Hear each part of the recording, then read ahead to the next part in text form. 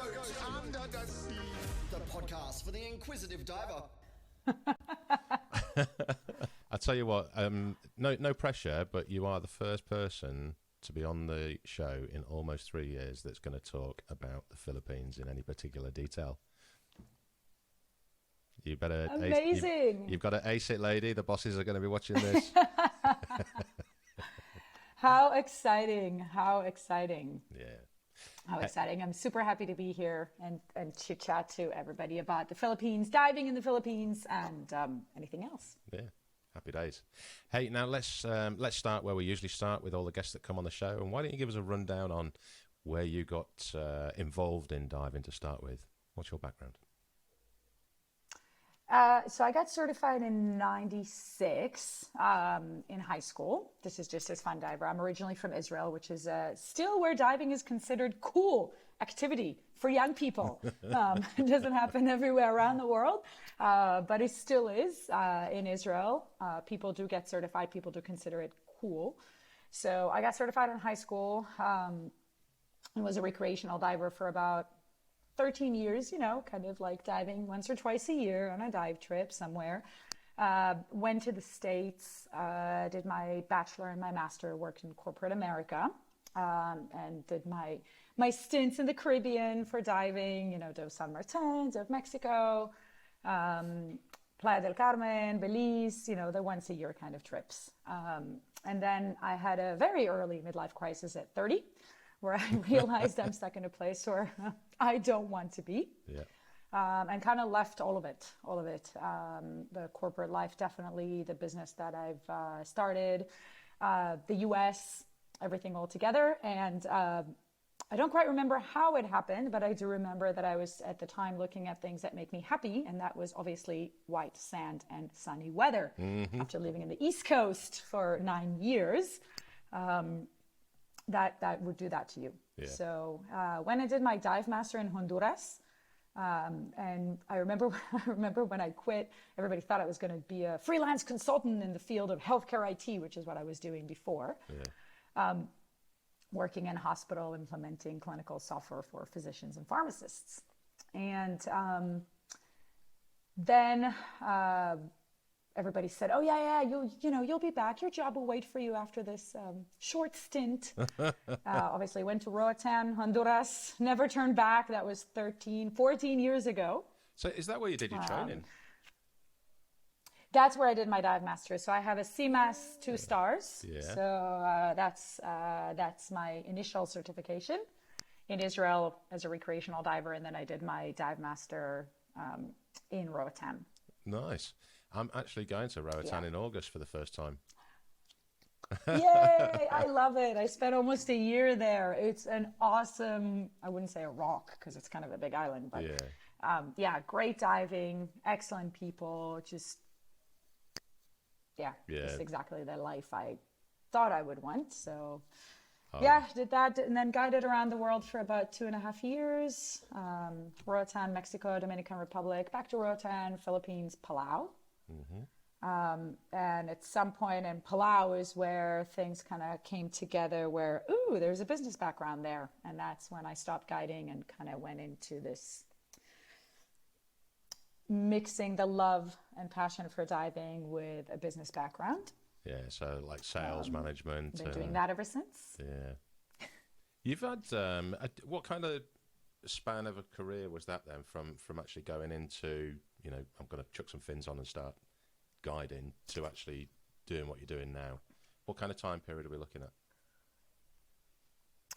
So 2.5 years where I was guiding, and after that, I landed in Palau, and then I did kind of a consulting project for a while about processes around reservations. I think one of the issues in the dive industry is there's a lot of people who grew in this industry and were instructors and then said, "Hey, I'm going to start my center," and start working. And when you're on small scale, that can be very manageable, especially with high involvement and knowledge of the industry.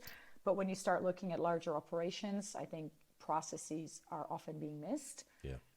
So we kind of mapped out a process of where a guest or an agent goes through from the initial inquiry through the reservation process, and how do we make that process better, also including automation. Obviously, this industry, you would go into a dive center almost anywhere and you'd find people still working either on paper or on Excel. Yep. And if they're super sophisticated on Google Sheets, you know, so yeah, there's that. And of course, there are some certain companies right now that are coming in and fixing that. But I think we're a bit of late bloomers here in this industry when it comes to technology. So yeah, that's kind of when it started. And then there was a bit of a pause there. I work for an NGO that was doing projects in Africa around community centers and technology education. I did that for about a year, spent some time in Africa. And then went back to the dive industry to do exactly what I do today. Did that for 2 years, and then went to run a resort and a restaurant in Costa Rica in a place with no diving. That was kind of more of the hospitality background of it. And then 7 years ago, almost 7 years ago, 6.5, joined Atlantis Dive Resorts and Liveaboards in the Philippines. Which is first where as a reservations manager. This is where we're at now, eh? Yep, exactly. So first as a reservations manager for the two resorts and the Liveaboard, and full-time sales and marketing since 2019. Nice. And congratulations. I mean, it's a nice run of or turn of events going through that career process that you've got there, because so many people, like you say, they get stuck at the guiding bit or the instructing bit and get stuck in one location. And I think being able to show that you can move on and you can progress to where a lot of professionals would say, oh, well, that location's better than this one, and how do you get to work in this location? And you know, just by getting on the boat and getting your fins wet and cracking on and striving forward, I suppose. Yeah, absolutely. And I think, well, when I was guiding, everything that led my decision was, at least back then, was not about money or which island is better. It was about where the diving was better. So I got a great job offer in Vietnam. And then I went and looked at diving in Vietnam, and I said, crap, I don't want to dive there. No. If I wouldn't want to dive there, I definitely wouldn't want to guide there. So that's kind of where I think I made my decisions. Yeah. And ended up, for example, Dominican Republic, I was working in Samana Bay, which was, I didn't fancy very much. So yeah. What was it like in Costa Rica? Costa Rica was amazing. Yeah. It's definitely one of the countries that I love. I didn't do anything related to diving at the time. We were running a resort and a restaurant in a place called Santa Teresa on the Pacific coast. So surfing, yoga, very virgin beaches, and you didn't do any diving at all. No, so I came there pregnant. So I've got two little ones, two future divers. And when we moved there, I was 3 months pregnant. So went through the pregnancy there, gave birth there. And then we left to go to the Philippines when our oldest was 1. That's a damn fine excuse. I was going to give you so much abuse for going to Costa Rica and not diving, but I'll let you off with that one. I was going to dive, but obviously, you know, as my partner said, there's half of me in that too, so I do get a say. Brilliant. Oh, dear. Okay. Hey, I've just realised as well, actually, you're talking to me from home in Israel, aren't you? Yeah. I'm going to be almost on your doorstep next month. Oh, superb. Egypt? Jordan. Hey, Yeah. come over. We're so close. I'm going to Aqaba. And they got the, nice. Yeah, they got the first underwater international photography competition going on. So I'm there for a couple of weeks. Cool. It's a joint venture actually with the Israeli government. There was the first underwater photography exhibition, which actually happened underwater in Eilat, which is right where that tip is. So Aqaba is here and Eilat's here on the tip of the Red Sea. Very, very interesting efforts there. The king is a diver. Yeah, so I hear. That's a really huge... Yeah. He's a diver and his wife's a diver. So he's the one who created also the amazing underwater scenery that they have there now, because they drowned a Royal Jordanian 747 you can dive in, and some tanks and all that stuff. Yeah, great diving. Well, I'm actually going as a support diver for Nicholas Remy, who's arguably much better at photography than anything I'm going to ever be able to achieve. So I'm the lighting bitch. I get to put the strobe lights out and then possibly be the diver in the shot when he needs it for those big aircraft and tanks and whatnot. So it's going to be a lot of fun, I think. Amazing. And we Definitely go dive the power station. Oh, really? That's the one, is it? Yeah. I'm going to write that down. The power station. Yeah, it's so about 20, probably way more than that, 35, 50 years ago.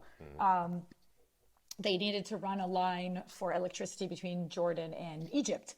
And of course, what would be the best way than take massive metal pipes and just lay them on the reef? Yeah. That would be the best way to do that. I mean, they blew up a bunch of the reef and then put the power station. Then you've got the like the poles. I like the foundations and stuff. I guess that's what they're called. Yeah, exactly. And that's underwater, right? And then you've got these massive metal tubes. Now, obviously, as we all know, corals really like current. So that made that dive site awesome. Awesome. I'm definitely going to look at that one then. We've got a few extra days before the competition itself to get out there and do a bit of mooching and exploring. So, yes. Good. Cool. Power station. I've got it written down. Right. Let's bring it back round to the Philippines, shall we? Now, you did mention very briefly that you are, well, for want of a better phrase, Mrs. Atlantis Philippines. Part of the reason that we've not been able definitely married to that, as my partner would say. Yeah, so he's still in bed thinking, oh God, she's still doing more work on that Atlantis stuff, yeah. So, I mean, one of the main reasons that we've not been able to get this talk done or this chat done and a few cancellations is because you're zipping around all over the place going to dive events and dive shows and promoting Atlantis. So I think it's over to you. What's the best, or where do you want to start with Atlantis? Because there's quite a bit about it, isn't there? Yeah. Yeah, well, first of all, it's been around for a while, so 33 years. Yeah, and, I think if it's all right with you, I'd like to start with the Philippines. Hell yeah. You go for it. Yeah, exactly. So I first came to the Philippines 13 years ago, maybe 12. Okay. I don't know. It's blurry. That kind of, it's a long time ago, as a dive guide. And I came from the Caribbean. And a lot of people said, oh, when you go to Asia, you'll see when you go to Asia. You'll see when you go to Asia. And I was like, yeah, because I think the Caribbean is good. You can't, you got a great variety of corals. It's warm, which is very important for lots of us divers, except for you guys, people down there. Oh, don't. So great visibility, just generally good conditions, right? And a really good variety of marine life. Lots of sharks you can see in various places, reefs, et cetera, et cetera. So I remember I was a bit skeptic. I really was, because, you're coming from good diving and you're thinking, and then I went there. I was a dive guide in Bohol. That was the first place I worked, in a small dive shop. And I remember going into the water. One of the owners, there were two partners. One of the owners was a marine biologist, a German guy. And we went in there, and I was mind blown by the colors, by the variety, by the number of species. I couldn't even recognize what they were. Yeah. So that kind of goes to, okay, I guess this is Asia for you.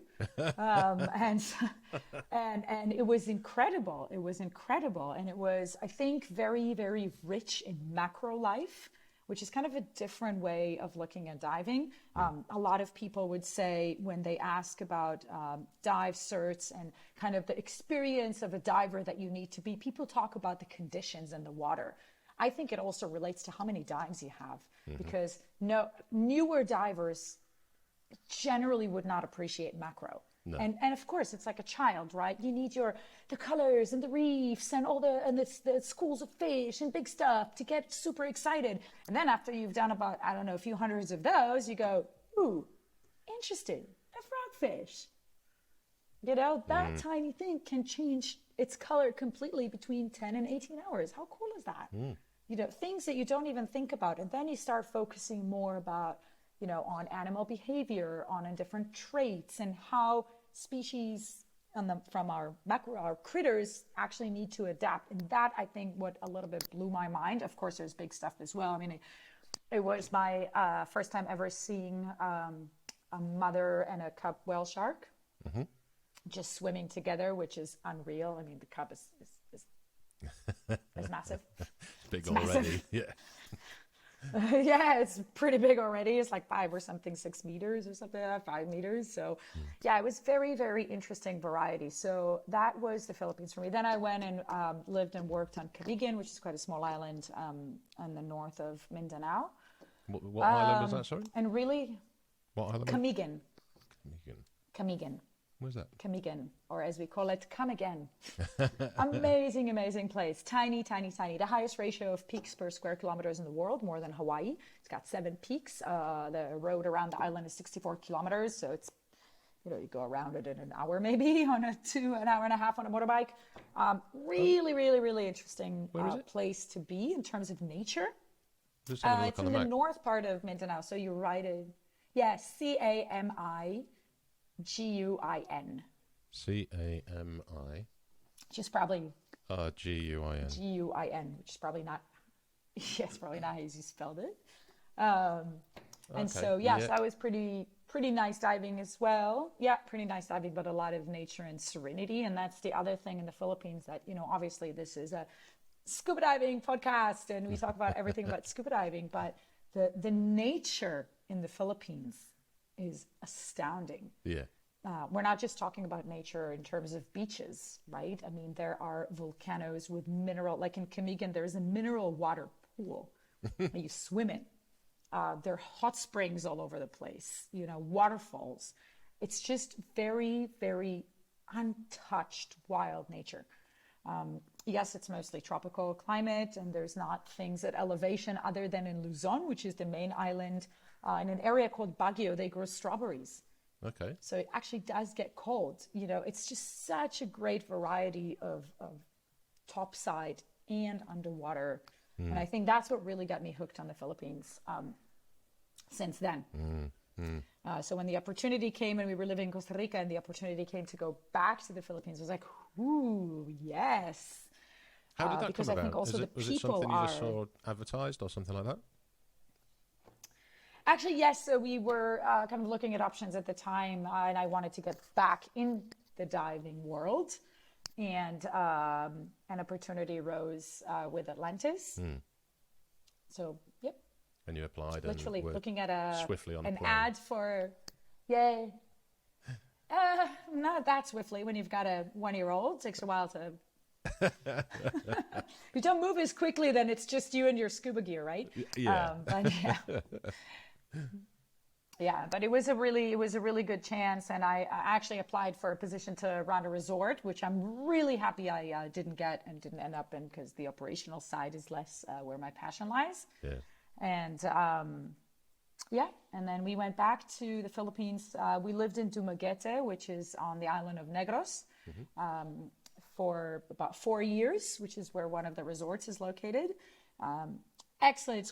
It's the mecca of critter diving in the Philippines. It's black volcanic sand. So it's dark as sand, so we get different kind of critters. It's a mixed area of sandy slopes, small patches of hard coral reefs, and artificial reefs, which brings crazy critters. There's 7 different species of frogfish, for example, including the hairy frogfish. And then, of course, you know, we had... there's Apo Island, which is 45 minutes from the resort, which has a really, really interesting story. It's the first and longest lasting community-led marine protected area in the Philippines. Okay. So it's got one of the fastest growing corals in the world, as studied by the California Academy of Science. And it's got over 150 species of coral and 300 species of fish. So and it's so small. I'm just looking on the map here. And it tiny. is. And you've got a wall and a coral garden, and it's tiny. It's got about 1,000 people living there with no running water and no electricity. Yeah, so it's quite an interesting community. That's a community that heavily relying on fishing. Yeah. But with, this could be a topic for a totally different podcast. But in the 70s, there was a national scientist called Angel Alcala, which actually passed away last year, or earlier this year.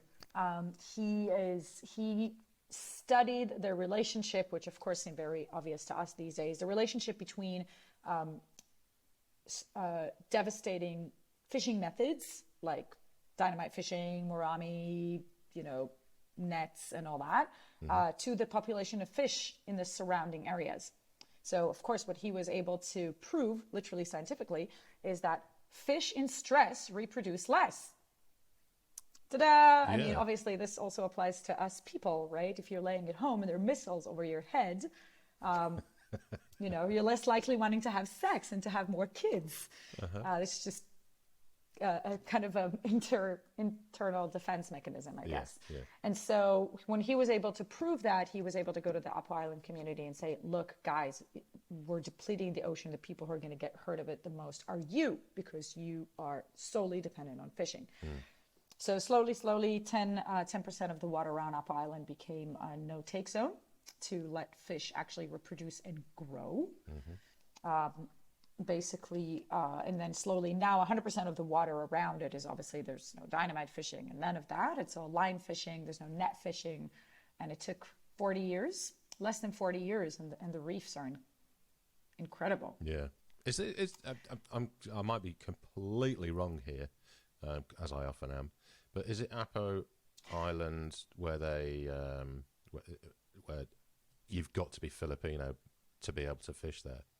I thought there's somewhere, I'm not sure, there's somewhere that you cannot fish as a foreigner. You have to be a local, and I'm not sure whether it's Philippines or Malaysia, to be honest.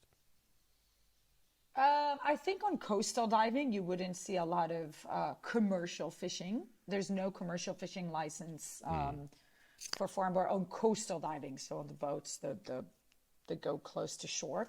But I think in the Philippines, you got to remember that most of the fishing, not in terms of catch quantity, but in terms of the number of people engaging in that industry. It's about 1 million Filipinos per day just go on their little banca, which is basically a wooden or a fiberglass or a bamboo boat with the two with the outriggers, two kind of bamboo outriggers on the side, no motor, no anything, just pushed himself to shore and pushed himself a little bit into the ocean and fish. So that's about 1 million people a day that do that. So in terms of numbers, yeah, I mean, and those are obviously not licensed or anything. Yeah. Well, I think they're entitled to go fishing, aren't they, if they're living off it? Yes, yeah, I think that, yeah, they are. The one place, for example, like Palau is very interesting, being a shark sanctuary, but technically if you're Palauan, you are allowed to fish a shark. Really? Yes, Palauans and Palauans only. To the best of my knowledge, it may have changed. I haven't lived there in about 8 years. Yeah. Okay. All right. I'm starting to build a little path through the Philippines on where I need to be going, landing, and diving. There you go. Yeah. Let's flick back up to oh my God. Dumaguete for a moment, because you've got the resort there, haven't you? Yeah, absolutely. So Atlantis actually has two dedicated scuba diving resorts. That makes it a really big difference than some other operations in the Philippines, because we are a dedicated dive resort. We're not a resort that offers diving and yoga and tree hugging and activities and all that kind of stuff. It's a scuba diving resort. Yeah. Which is good. We like trees. I'm happy with trees above and underwater. So it's basically it's a very different kind of operation, and I do remember that from so I used to work for Sam's Tours in Palau. Sam's Tours obviously doesn't have a resort attached to it, but it's a massive dive shop where, of course, there's some other tours like snorkeling and kayaking and land tours, but that moment at like 4:30 when all the boats get back and dozens of divers spill from the boats and sit down in the bar and everybody talks about diving, and it's like people are you're living the experience way beyond the time you spent underwater. Like, think about that for a minute, really. I mean, diving in Palau, for example, or most other destinations where you do 2 tanks a day, Okay, you start your day probably around 6 a.m. to get ready to have breakfast, or you don't go horizontal when your breakfast is coming up, right? So you kind of like start your day super early, and then by the time you get to the dive shop, get to set your gear, briefing, go on the boat, travel, whatever long that takes, come back, and you just chunk like, I don't know, 12-hour days, and all you spend underwater is 2 hours. Yeah. That's right. So there's everything that around it makes a difference. It makes a difference. The people you spend on the boat, how long are the boat rides? Are they comfortable? Are they in a place where there is some nice scenery, or are you just suffering for whatever long from rain and wind? All that thing makes a big difference. What would be and I think would be a typical day then? Let's say I was staying at Dumaguete and I wanted to go diving through the day and then have a beer of a night time with a whiskey nightcap. Fill in the bits your mind's going to be blown. Yeah. From when I get up in the morning to when I get back to that bar, what's a schedule generally look like? So we offer in both resorts. We've got one resort in Dumaguete and one in Peurto Galera, which is on Sabang Beach. In my opinion, one of the best diving destinations in the Philippines. Okay. Not because I work for Atlantis, because I dove the Philippines. I can't even say I've been to 10% of it, right? It's 7,641 islands. Yeah. But, I did dive. The main area is both for work and for fun. So I'm still one of those that when I have a vacation, I take it diving. So in other locations than when we operate. So it's definitely one of the best dive destinations for me in the Philippines, just in terms of variety of topography, walls and swim-throughs and canyons and sandy slopes and heaps of corals and just wow. So we, in both resorts, we offer 5 guided boat dives per day. Okay. So the idea is like liveaboard but on land. So you wake up in the morning, you have an amazing breakfast, no buffet style, everything is a la carte. Food is a very important thing at Atlantis. Thank God for that, because as you know, the army and divers march on their stomach. Have you seen the size of me? Perfect dive. Yeah. That's the beer. It takes a lot of fuel to get this tank moving,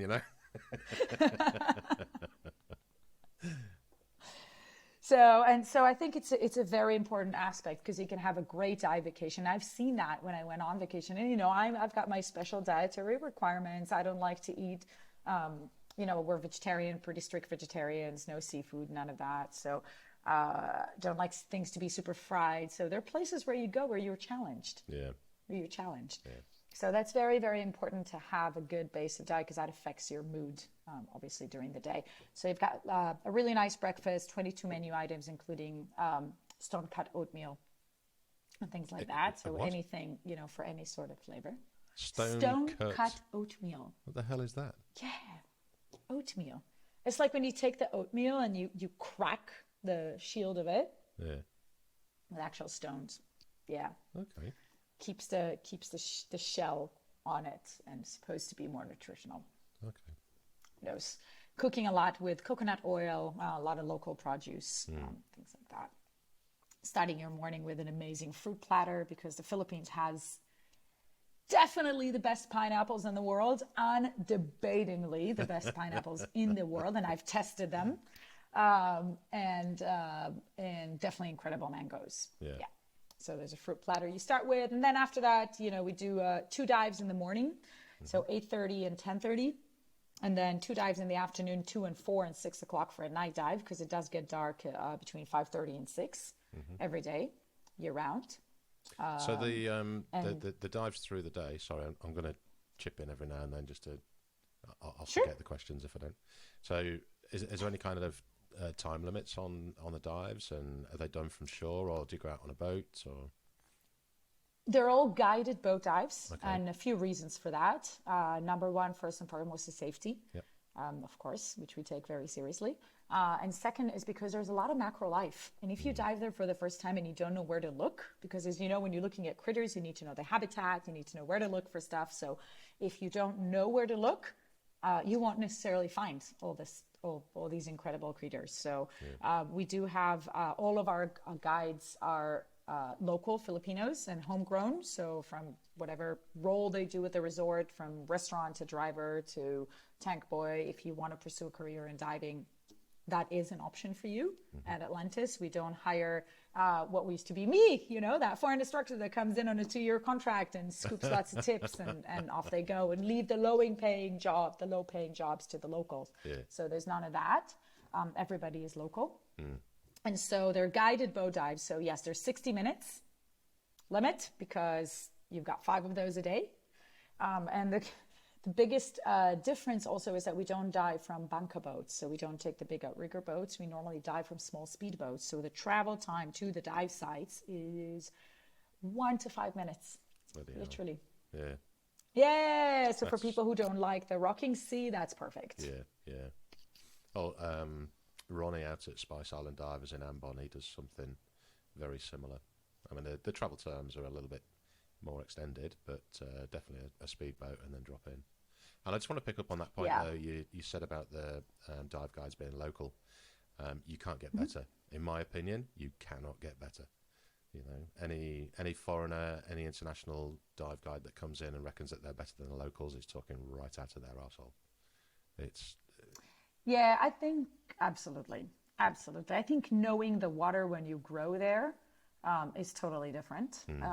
I think you'd see sometimes the advantage to having a foreign dive guide is that you could get your marine biologists, right, to come in and they have an extensive knowledge on the background of the scenery, right? So there's a bit more of an education point to it, but you get that with staff retention. Yeah. I mean, we've got people working at Atlantis for 10 years. Right? There's in Dumaguete, for example, which is where I was based, there's 3 couples who met in the resort, married and our family, right? So still both of them work at the resort. Yeah. So, you get that when you get people who dive those beaches each and every day and year round, then you have that knowledge being built.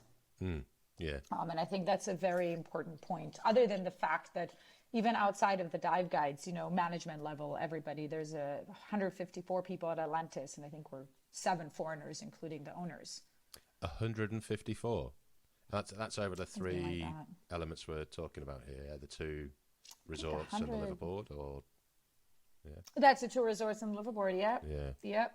So the resorts are medium size. There's 40 room in Peurto Galera and 44 in Dumaguete, and 16 passengers and 8 cabins on the boat. So that's a shit ton of tanks. Yeah, different sizes too. All being inspected and cleaned and serviced regularly. Yes, that is a shit ton of tanks. Yeah. Okay, so Dumaguete, is there any? What's the go-to macro? Because I know I'm a bit of a macro head, and I think you mentioned it earlier on. As people progress in their diving, you kind of get used to seeing, there's a shark again. There's a big cuttlefish.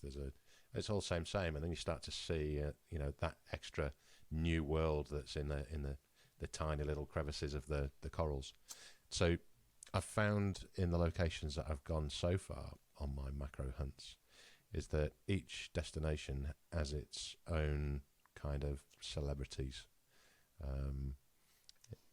Who would you say is the most sought after at Dumaguete when you've got photographers and macro heads coming in? The different species of octopus. First of all, blue ring octopus is on everybody's list, right? People come, that's what I want to see. I want to see blue ring octopus. And it's really funny when they say that because you go, oh, really? Okay. Just put your head in the water. Not too. Yeah, I mean, look, obviously, you don't make promises. It's the ocean, but most people stay with us for about a week, and then it is likely and hopeful that they'll see one. So definitely the blue ring, the matoti is also one of them. Wonderpuss. Mm-hmm. Oh, they're fantastic. Wonderpuss and mimic octopus are also, fantastic. Not just for photographers, for anyone, just to watch. I mean, they're mind-blowing. We get a lot of the flamboyant cuttlefish, and we do get a lot of fish behavior in the Philippines in general, because if you don't have strong currents, then it's, you can spend some time and go really, really slow and kind of look at the different critters as you go along. So, for example, you can see the flamboyant cuttlefish hunting, which is quite amazing. They walk and they got that tongue coming out. which is really, really cool. So, you know, there's a lot of that going on. So I think, I think blue ring octopus, pygmy seahorse is another one people are fanatic about. Mm-hmm. And in Puerto Galera, actually, we've got a really good shot going back to photographers because we've got these massive sea fans in a dive site called Canyons, and it's about 16 meters, and you get them, which is pretty shallow, and then you can get that shot on a sunny day with the blue, kind of like really bright blue in the background. So that's pretty rare. I don't shoot myself at all, but you know, that people get really excited over that. It's those little buggers that I think it was Don that mentioned it a few episodes ago. You get so focused on getting photos of those little buggers. They're the prime cause for going into decompression. The amount of times that I've gone into deco and not realised. Yeah, and he's the same. Because you're chasing after you're just chasing after that photo, you know, of a pygmy seahorse or of a frogfish. Frogfish are kind of easier to photograph, or I don't know. Yeah.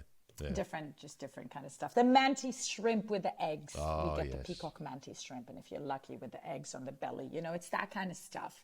Mandarin fish. So yeah, there's a lot of really good variety. And I think, to me, the reason Puerto Galera is so amazing is you've got that plus the reefs. Okay. And that creates a very, very special destination, because mostly people kind of like have to choose, you know, macro or reef, right? Of course, where there is reef, there is macro. So, you know, there is, but it's not necessarily the focus. Like I just got back from Tubbataha, where people were trying to, you know, people were pointing nudibranchs to each other. And I'm just like, show me a nudibranch. You know, this is not the reason I'm here. But people get excited over those, right? Yeah. So there are over 700 species of nudibranchs in Puerto Galera. Really, really, really interesting.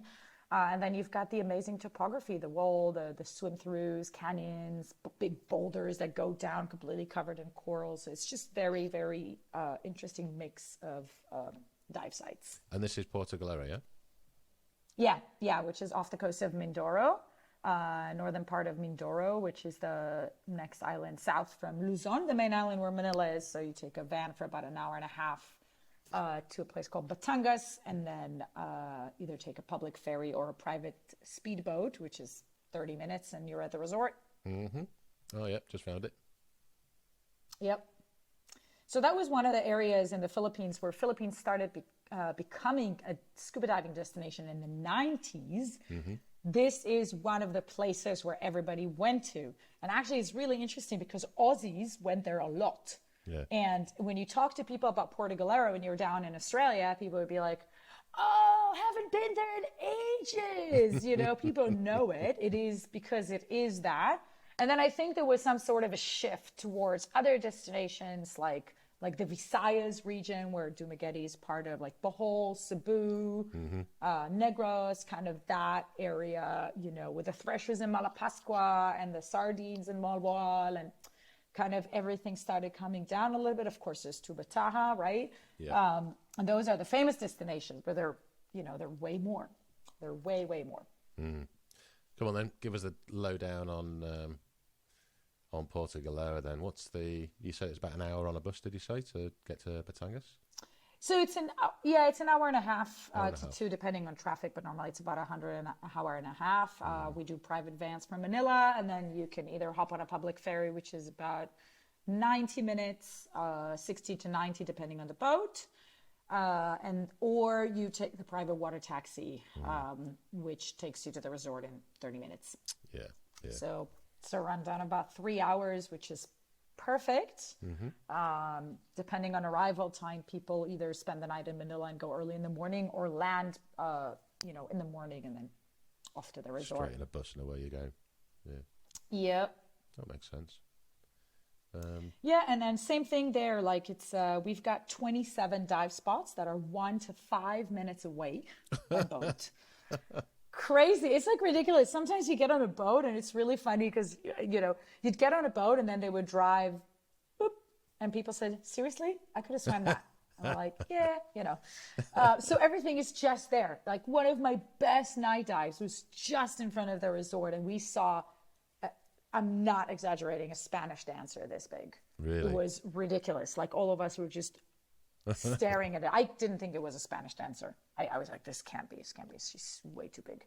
Yeah. But yeah. And no one got So photo that's- proof because they had macro kind of- lenses on. Possibly. I think somebody did. I don't know. I definitely have it in my, very vividly in my mind going, what are you? Who is Yeah. this? Bloody hell. Must have, must have been fed well at Atlantis in the breakfast. Awesome sauce. Now we do have a link, don't we? We have the boat, the liveaboard. Yeah.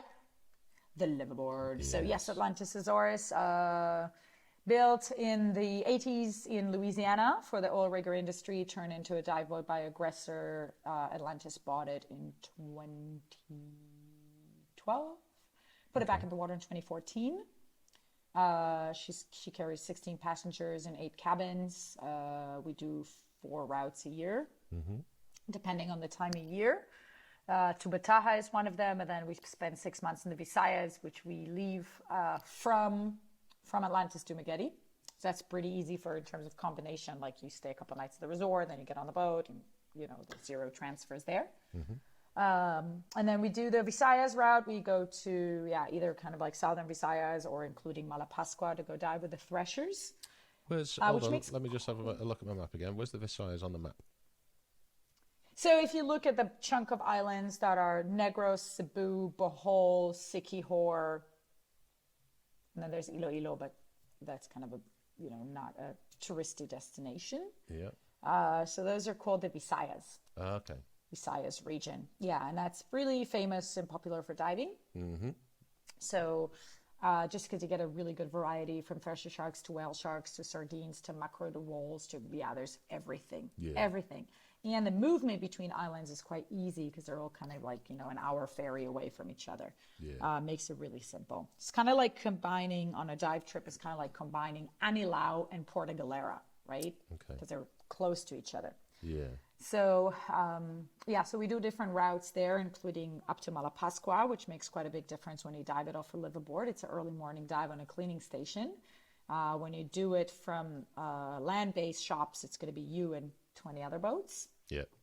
I've been By there. and large, it's a very popular destination, or you do it off a liveaboard, half an hour before everyone else as you wake up and roll over. So, yep. Yeah. I do. I obviously remember, the dives and seeing the sharks, which was awesome. However, the one thing I do remember most of Malapascua was the amount of fucking cockerels in the morning, 3:30, 4 a.m. or something like that. No one warned me about it. It was a bit of a shocker. That's Philippines for you. It's just, they're everywhere. They're everywhere. The Filipinos love their chickens, and of course they love their cocks and their cockfights and all that stuff. So yes, there is, there is a lot of that. It's funny, like when you live there, you kind of get oblivious to it. Yeah. But then, obviously, a lot of people talk about it when they go there on vacation. They're like, "Oh my God, there's so many roosters," and we're like, that's true. Yes. Yeah, but not so many on the boat, which is a good thing. No roosters on the boat. Yeah. So just Try to keep those routes again only- that you do. So you got 4 routes here. So you do Tubbataha. Yeah, so we do Tubbataha between, so we start last week of February through mid-June, and then we move the boat to the Visayas, and then there's a transition trip from Tubbataha to Dumaguete. Gotcha. And then we do the routes around the Visaya, either like a 7-night kind of Bohol area, so Dumaguete, Oslob for the whale sharks, Sumilon, Moalboal. Actually, no, we don't do Moalboal, we do Kabilao and other islands around that area, just from the typhoon a couple of years ago. And No, I think it's fair to say that having a liveaboard. How many other liveaboards are in that region? Incidentally. Very interesting question, and I just had that talk with a bunch of people on the last show I've been to. You would think that Philippines would have hundreds of boats with over 7,000 islands. No, there's about 20 liveaboards. Jesus. How weird is that? It's like That's only not a lot 20 at all for that liveaboards, right? region. And there's only not at all. And there's only 6 of us, all metal boats, right? So when you go out to open sea, that's a bit more stable and safer. Yeah, just a bit. So yeah, just a tad. So yeah, there's that. So there's really not that many boats in the Philippines, which is surprising, incredible. I think, because especially in places like Tubbataha, you get a very exquisite experience. The park is huge and you cannot anchor, so you have to moor, right? And this also same in the Visayas. Like in a lot of these places, we try not to throw anchor. We try to moor if it's a route that we normally go to, and other different boats, different mooring lines. In Tubbataha, the park does, but in different areas, we put mooring lines. Other boats put mooring lines, and we normally try not to be 2 boats in the same area in the same time, right? Oh, okay. And so that creates a pretty exquisite experience. Yeah. Yeah, that was going to be my follow-up question, to see if all the boats follow the same kind of routes and the same kind of schedules throughout the year.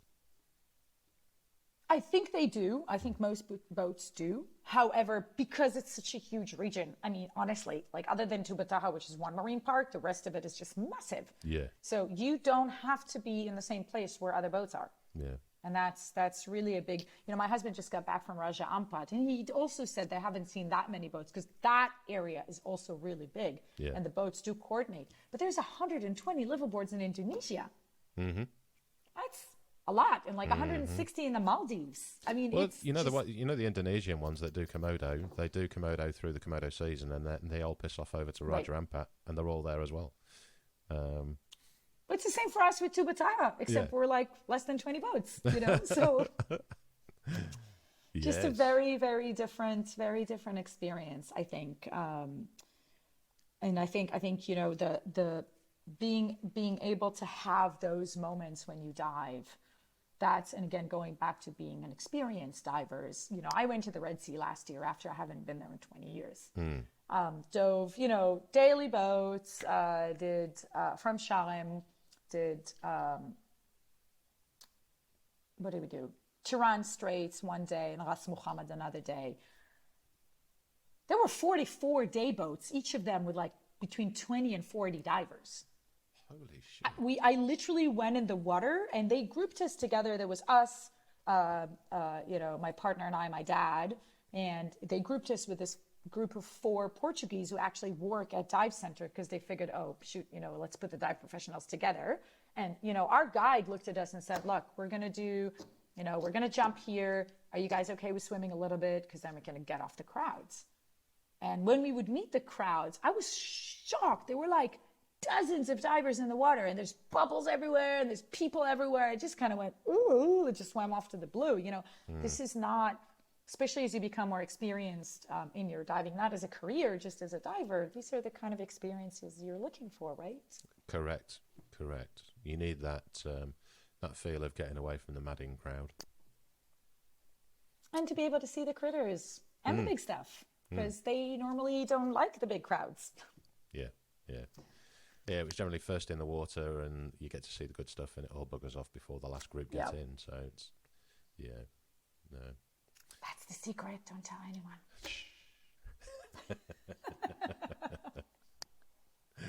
Oh dear. Hey, I did notice, and I think anyone who's listening to this will know already, but Tubbataha is extremely popular, and as Ronnie's already said, it's very limited on when you can go and dive it. What's the lead time on people wanting to get on board of the boat for Tubbataha at the moment? Oh we're sold out this season, and then next year we only have a few spaces and 1 week left. Yeah, so literally 2 years in advance kind of thing. A year to 2 at minimum, unless you want to wait this is for the good boats. This is for the good boats, okay? Unless you want to wait for last minute cancellations, which, there's a space here, there's a space there, but I think lots of people are like, look, I got to take my leave. It's a week. We also do 7 nights versus 6 nights, which most other boats do, to get another trip in. So we do 22 dives in Tubbataha, and so, I think, definitely a year to 2. Yeah. I'll start getting my name down now, I think. It's really that, people would contact me and be like, hey, we want to do a full charter next year. I'm like, haha, okay, we're taking bookings for 2026 now for full charters. Yeah. Are you really? Yeah. Holy shit. Mm-hmm. Like I said, the good boats, it's very, very different. It's a very different world. And granted that it's a 14-week, 15-week season, half of that season is filled with our repeaters. So people come back every year. Yeah. For example, dive shops would do a Tubbataha trip every year, not necessarily with the same people, but because people want to go, then they would book that in advance. Yeah. Yeah. So, yeah. Okay. And it holds 16 people, did you say? 16 people. Yep. Okay. 8 cabins. I need to nail something down then, don't I? Which is quite an exquisite. Yeah, it's kind of, again, going back to the fact that there are 2 boats are in the same place. If you have a boat with 24 people or a boat with 16 people, it makes a big difference, right? Well, I mean, I kind of know what you're talking about with Tubbataha, but for those people that are listening, do you want to nail down why it is so popular? I'm just sitting here thinking, oh, hold on a minute, there will be people who are not sure what that location is. What's so popular about Tubbataha? Right, so there are 2 atolls in the middle of the Sulu Sea. They're 90 nautical miles away from any land. They're the largest marine park in Southeast Asia. I think, size-wise. And they're very, very well protected. The atolls have drop-offs. So the plateau, depending on the current, on the tides, would be anywhere from 10 to 18 meters on the plateau, and then it drops to walls of like 900, 1,000 meters. So very, very deep, very, very blue, currents, so everything that comes through the Philippines. If you open the map of the Philippines, that kind of takes it back to why the Philippines is so special. If you open the map of the Philippines, you will notice that it's situated between the Pacific Ocean and basically 4 large bodies of water. So the Pacific Ocean on the east, Celebes Sea and Sulu Sea on the southwest, and then the northwest Philippine Sea or South China Sea, depending who you ask. Same sea, different names, on the northwest. So those 4 large bodies of water, basically water from the open ocean, rich in nutrients, come in and funnel through the islands of the Philippines. So we're also on a meeting point of 2 major oceanic currents, which is the North Equatorial Current and the Pacific Current. So again, water from open ocean come in, rich in nutrients, and go between the islands, right? The channels between the islands are normally around anywhere from 100 to 300 meters deep.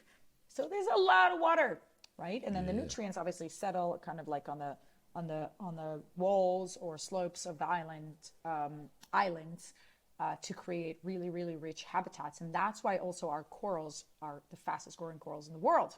It's because there is a temperature difference. Even with global warming, the water does not get at 30 degrees Celsius for a long period where it damages the corals, right? It funnels. The water funnels, and colder water. Like I was just in Tubbataha in April, and we had some upswell, like 25 Celsius. So that's positively toasty down here. This is for us. Oh my God, for us it's like we don't, I wouldn't even go diving in that kind of temperature, but you get those currents coming in, and so that what makes it so, biodiverse and healthy, right? So Tubbataha is that with the drop-offs, just insane corals, insane. There's sea fans that are like 3-meter diameters, and just everything is big, everything is colorful, lots of schools. So there is that. And of course, the fact that you can't get there makes it lucrative, right? Like, why do people, I don't know, who's a top model these days? Man, I'm like so off Me? the beaten. You, of course. That's why Matt Waters is so desirable. And that's why it takes so long to schedule a podcast with him, because there's only one of him and everybody wants it. Go, so that's Tubbataha. Matt, you are Tubbataha. There you go. Yeah. I'm just having a look on the map here, and I've put it on the old, Google thing that shows you the topography, and it's actually very interesting. Isn't it? You can see how that those channels, like you say, that are going to be bringing that nutrient-rich water through, and it all sits on one big spine. Well, Yeah, well, just have a look not only at Tubbataha, so have a quick look at the Verde Passage. Verde, right? So that is basically the point, between Verde Island and the middle of it is Verde Island, which is, after incredible studies, has been proven to be the number one most biodiverse point in the world. Which one's Verde This Island? Is by the Whereabouts California is it Academy from? of Science. From So Tubbataha? just Google Verde Island. No, don't look at Tubbataha. This is a totally different destination. Okay. Just Google Verde Island. Doing it now. And when you'll find it, you will find it very shortly. And when you find it, you will learn that this bugger is located in the middle of the Verde Passage. Oh, this is up near Puerto Galera, yeah. There you go, right? So you've got Anilao, you've got Puerto Galera. Yeah. And in that area is Verde Island. So the most biodiverse point in the Philippines, as the California Academy of Sciences declared after their study. And what makes it so unique is the fact that it sits, if you look at where it's sitting, going back to this discussion about currents, if you look at where it's sitting, right, it's sitting, you can see that the water is coming in from the West Philippine Sea or the South China Sea, right? We've just been to this discussion. So that's where the water's coming in. That's on these a guys, good funnel as well, isn't it? Exactly. So what you get there is currents.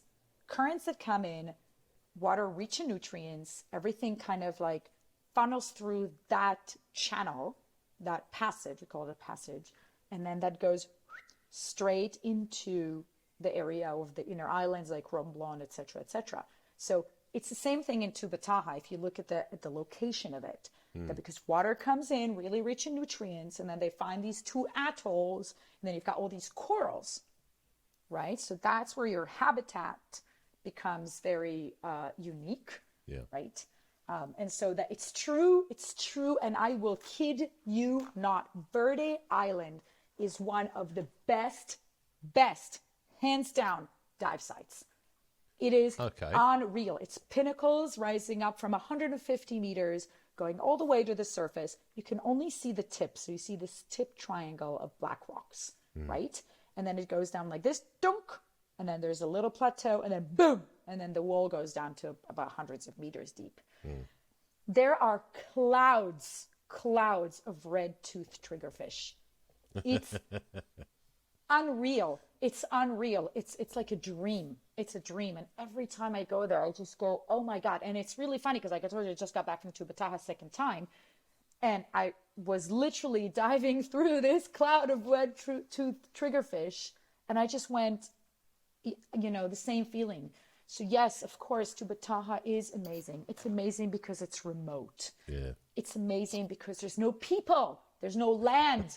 You're on a boat for a week. You get off the boat once to go on land. Yeah. That's not even on land. It depends on the tides, right? So we go to the ranger station to visit the rangers. But obviously, their house is a house on stilts. So on low tide, it's just nothing, right? So it's just water, and some more water. So that experience is really unique.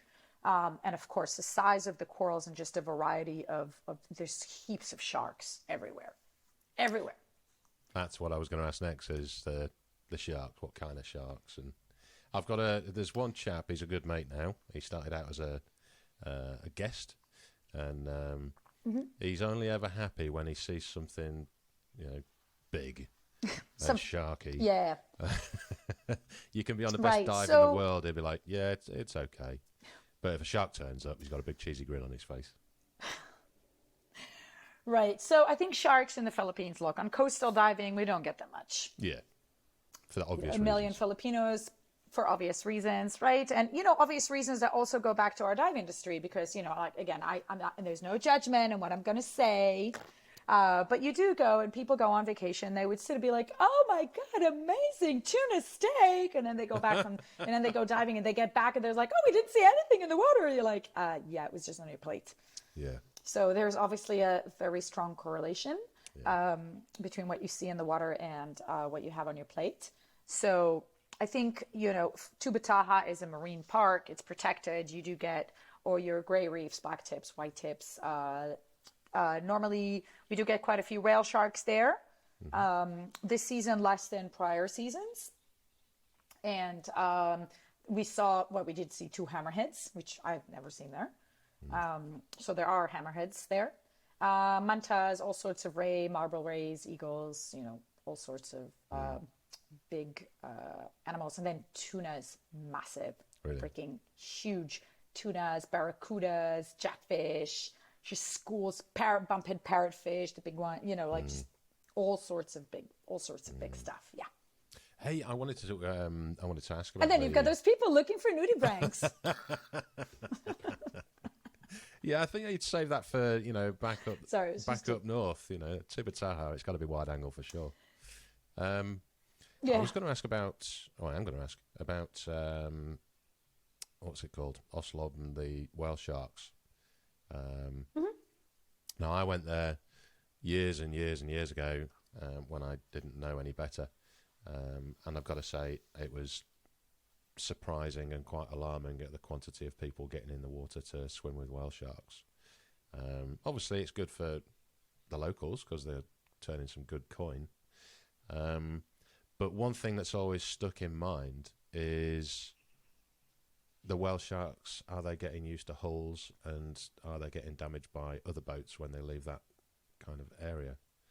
And I'd be intrigued to know what your kind of opinion on Oslob and the way the whale sharks are being used, I suppose. Treated, I think. Let me ask you with a different. Let me start with a different question. Yeah. Also, for the people listening, do you go to zoos?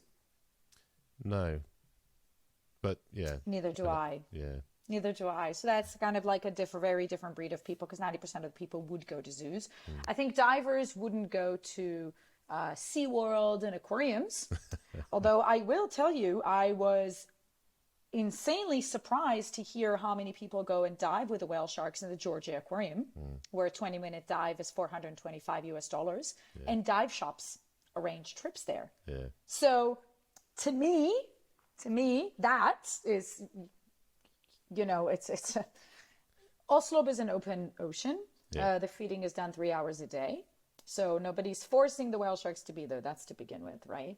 I think studies are still being done, and now also partly funded by the government there. The local government was alarmed and required to devote some of the humongous income to sharks, to whale shark research. So there's always, like, you'll see, especially now, like the last couple of times that I went since after the pandemic, you do get more, you will see marine biologists in the water kind of like observing and swimming with people and just looking at the behavior of the sharks and stuff. I don't know the answer to that, Matt. That's a complicated question. I mean, goes back to my, hey, how was your tuna steak? Right? We are people and we have desires, and people just go, hey, where's my bucket list? It's no different than poking blue ring octopus. So the blue rings come out and you can get a nice photo. Yeah. It's no different. I mean, it's no different. It's just that one is smaller. Yeah. I mean, I'm not trying to put dispersions on anyone who goes there now, because I was one of those people. I knew no different, and I just wanted to see the whale sharks. But plus, it's well managed, Matt. It's really well managed. Like, it's one of the only places in the world where you go and there are actually dozens of people in the water from the operation. If you go too close, they will tell you to go far. If you shoot with a flash, they'll tell you to stop. If you try to touch a whale shark, which you'd be surprised how many people do try to, there's actually a prison. It's actually in the law in the Philippines. You're not allowed to touch them. Oh, good. And you can get a fine, and you can go to prison up to 4 years. It's in the law. It's actually a pretty big animal. The buntag, as they're called in local language, in Tagalog. They're on the 100 pesos bill as well. So they're quite part of that theme. I've also got to put a caveat on it that I actually was at an aquarium 2 days ago, because we took some disabled divers diving with not with whale sharks, but with nurse sharks. And and that kind of goes to, where do you draw the line? Some people say, oh, well, I'll draw the line. Aquariums are actually saving, I don't know, endangered species, and it's important for the education side of it. It's important when we take kids there so they can get connected with the water. I took my son to swim with the whale sharks in Oslo probably about 10 times, since he was 2.5, like put his head in the water and he's like, oh my God, it's going to eat me. I'm like, it's not going to eat you. Oh, it's going to eat me, because it's like big mouth, right? It's hard. It's hard where to draw the line. You do also have to remember that we, and especially people listening to this podcast, we're divers, we know the ocean, we love it. Then 90% of the people going to Oslo are locals or Chinese and Koreans. People who would not necessarily ever be in the water in that scenario, who probably have very likely seen more dead fish than any fish alive. Yeah. Right? Dead fish in their plates and in their food. So there is that aspect as well. I don't know where to draw the line. It's a very fine line. I think we each define it to ourselves. And I think, relatively speaking, to compared to aquariums and zoos and a distressed environment in that sense, it's definitely better, because the whale sharks are migrating through. They're free. They don't get enough food to stick around. Yeah. Forever, like to be kind of like your pet whale shark. That would be a lot of food around to sustain an adult whale shark. It would be a lot of food, yeah. And there are no motorboats in the area.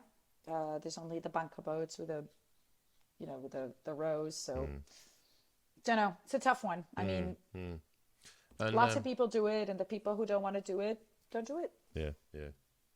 So, is there any other hotspots for seeing whale sharks for divers? Absolutely. Because oh my God. You can't dive with them, can you? You can. Oh, can you can. We dive with them off the liveaboard. Yeah, we dive with them off the liveaboard, not offshore, just because the local operations there are not par with our safety requirements. So we don't do that. We used to be able to do that off our bunkas when we do the cross island, but we can't cross island with bunkas anymore. Since 2019, the rules changed with how far bunkas can go. So, so we can't do that. We used to do that with bunkas or with the liveaboard. I think there are definitely other spots. Tubbataha is one. And then you've got Southern Leyte. Ooh. So if you look at Southern Leyte on the map, Southern Leyte, Leyte. That's also part of the Visayas region, but it's the furthest east.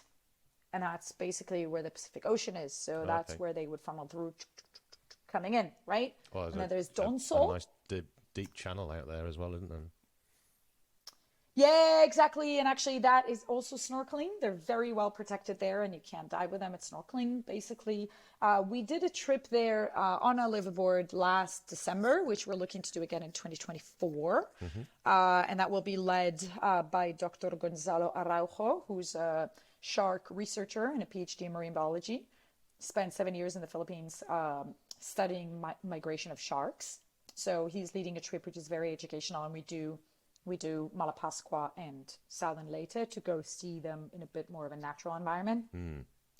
And then there is Donsol, which is also a place where people do see them, and but that's seasonal, right? Yeah. So I think and also Southern Leyte is seasonal. The most sightings are in December and January. So it's look at us today. I mean, I'm just looking at you. I've got my screen, and I've got about 27 other Chrome windows open. Like, we want everything now and everything instant. And, I was just on a week in Tubbataha. We had freaking incredible dives, and literally people would come up from the dives. And I understand that, saying, let's do the whale shark dance. We want to see whale sharks. I mean, there's so many other amazing things in the water.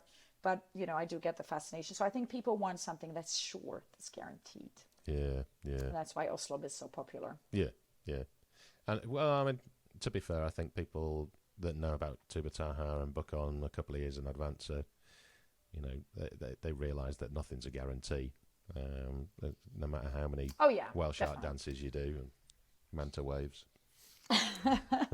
Right? But I mean, on the other hand, I will say that the route that we do off our liveaboard that includes Malapascua, Yeah. I think does not fall short. Does not fall short because we move every day. We start in our Darwin location in Atlantis Dumaguete, and then we do Oslo Ben Sumilon, so you do get the whale sharks diving, so no masses there, and then we do kind of altars. Right now we don't do Molbol and Pescador, but we do go up to Malapascua and we do Gato Island, which is incredible caverns with white tip sharks sleeping and like really, really cool topography.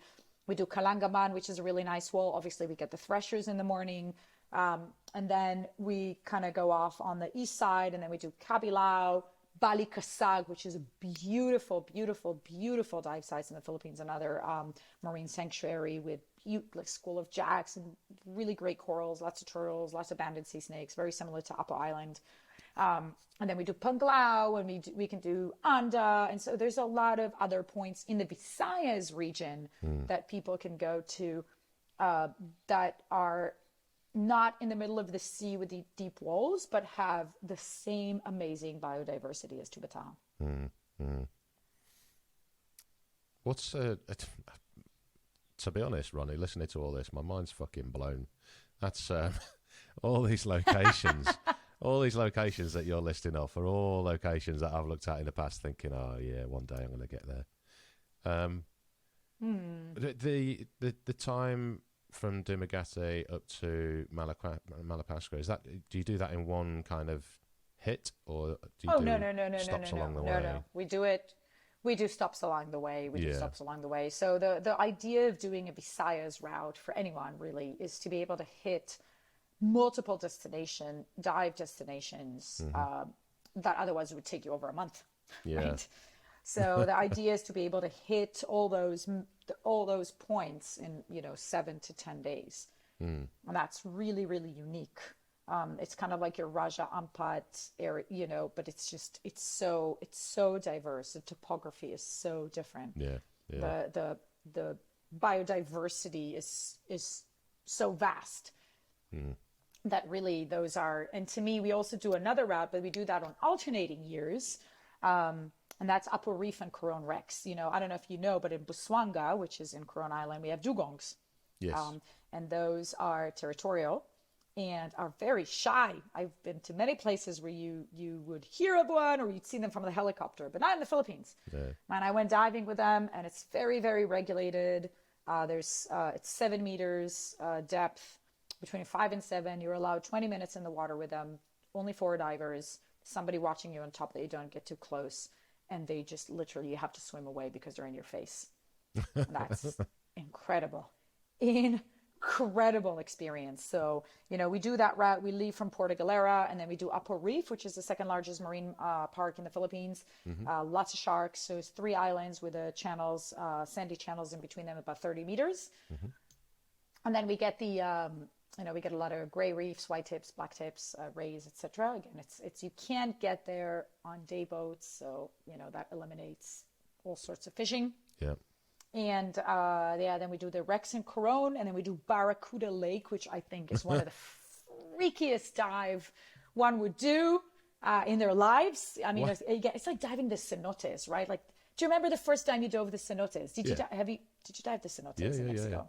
Yeah. Do you remember the first time you go in there, like through the freaking jungle? Yeah. Then you sit down, you go into these like really cold water, and you go in, and then all these games of like lights and cliffy topography, right? And the visibility is like air, and then you get a goldfish swimming. You're like, ooh! It's just so exciting. It's so different, right? And that's Barracuda Lake because it's a landlocked lake. There's not barracuda in this lake, is there?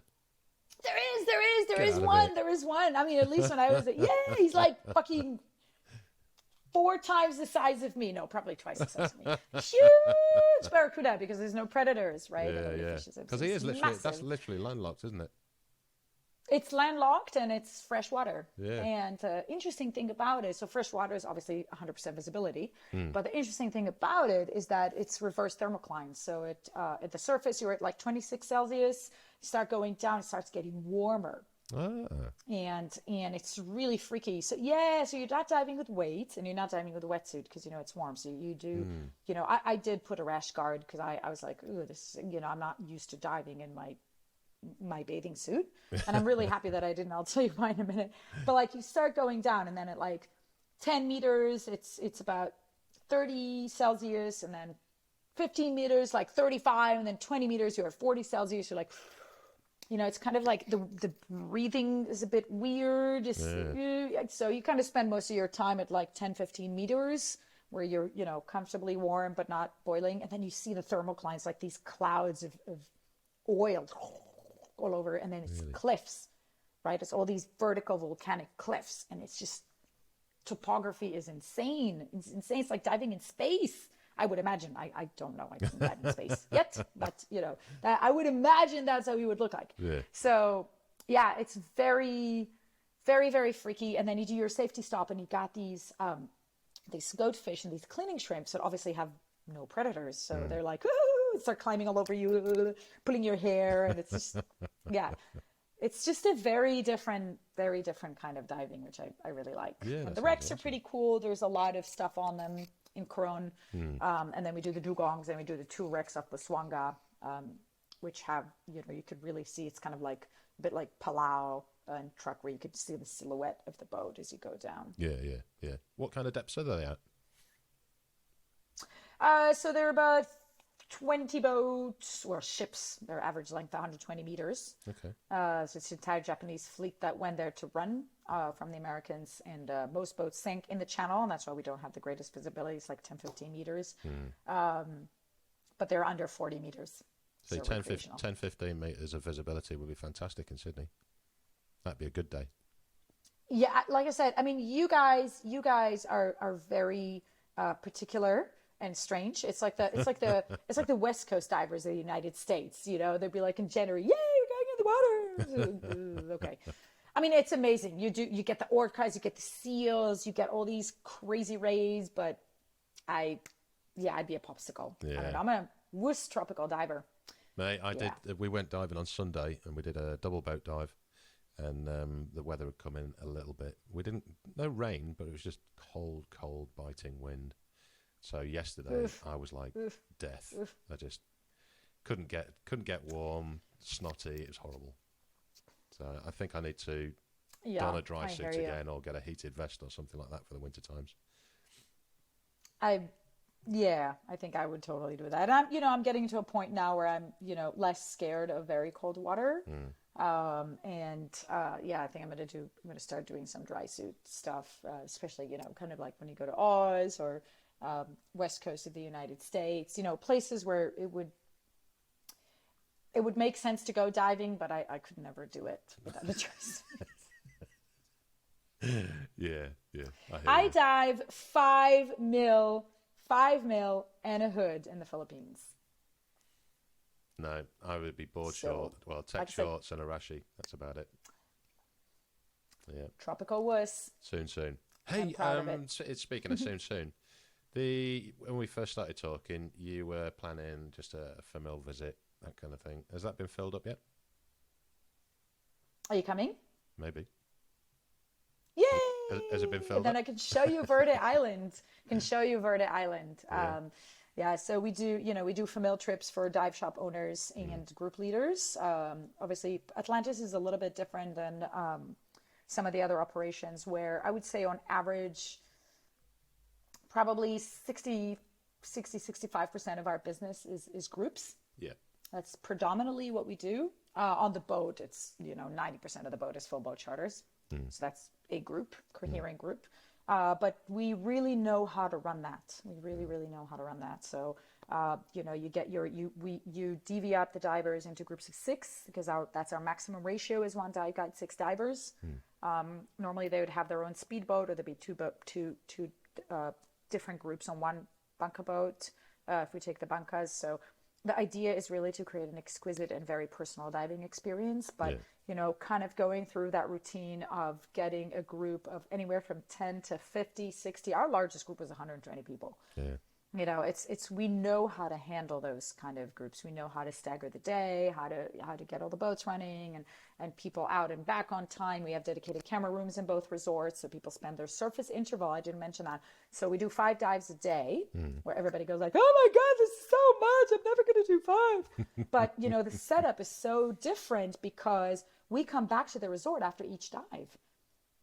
And so you've got your coffee, you've got your tea, you've got your cookies, you're in the camera room, and then, okay, it's time to go diving again. So it's not this like long boat rides where you have to surface interval, like you mentioned, on the boat, getting cold, wanting to dry, and then you got to go to the second dive. You're like, oh my God, I'm not even sure I want to get in the water. But yeah, there's none of that because you're back in the resort, right? And you dry off, and so it's kind of like a liveaboard. It's like boom, boom, boom, boom. You don't want to dive on, fine, you miss it out. Like you don't have to decide in the morning. You just sit out one dive, you go rest, then you join the next one because they're scheduled. Yeah, right? Yeah. So it makes it pretty easy with the surface interval at the resorts. Yeah. I've got 10 questions that I've been asking every guest this season. So why don't we fire into some of those and see how you get on. 10 commandments. Yeah. Hailing down from the sky. Yeah. Go. Okay. How do you describe your job as a diver to people who are not familiar with the activity? It's a really funny one. So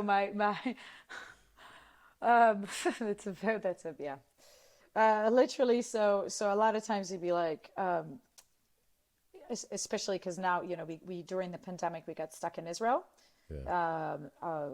involuntarily. And we made dues, we're fine. And then people would ask, so what do you do? And I go, oh, I work for scuba diving resorts. And, Israel being Israel, people do dive quite a lot, and they at least know what it is generally. But then some people go, scuba diving. And you're like, yeah, that thing with the tanks. And you're like, oh, you mean like going underwater? Like, yeah. You're like, oh my God, I would never do that. Oh, okay. So that's about 80% of the responses that I get. People go, oh, I'm so scared of it, or I'm freaked out by it. But the funniest story is like when I listen to, so my son is in 2nd grade, he's 7.5. And when people ask him, what does his mom do? And he goes, my mom's job is to tell people how beautiful scuba diving is, and especially in the Philippines, and where they can see a lot of fish and also whale sharks, because I've been swimming with whale sharks. And that's my job described by a 7.5-year-old. So yeah, that's how I would describe it. That it's not, you can do the corporate thing. Oh, I do sales and marketing for Atlantis Dive Resorts, which is a chain of scuba diving resort and a liveaboard, and we tell people why they should dive with us over all the other people. No, that's not my job. Yeah. Totally not my job. My job is to share with people how amazing the Philippines is. And there's a lot of places in the Philippines that are amazing. Yeah. Not just where we are, but a lot of places in the world that are amazing for diving, but particularly in the Philippines. And then my job is to explain to people that the difference between 90 and 100 is 100%. And that's where we excel. Yeah. Our retention rate is 45%. So 45% of our guests come back. That speaks a lot. High. I always joke and tell people, it's huge. That is and I always joke and tell people, look, my job is to get people to come for the first time. It could be very, very hard because we're not just competing over with other operations in the Philippines, right, or other destinations. We're competing with everyone. Yeah. So let's say you've got a week off or 2 weeks off, and 2 weeks and $2,000, right? So you'll say, hey, where can I go? What can I do, right? Philippines could be one option, but there are obviously many, many, many other locations that people want to go to. So, first of all, you're competing with the world. And this is just in the world of scuba diving. Then you've got your competing vacation where you've got a scuba diver who now married, oh God forsake, a non-diver. I don't know how people do that. When I met my partner, he wasn't a diver, and I was like, yeah, mate, I think you, yeah, and he's a dive master now. So it's just like, you gotta level the plane, mate.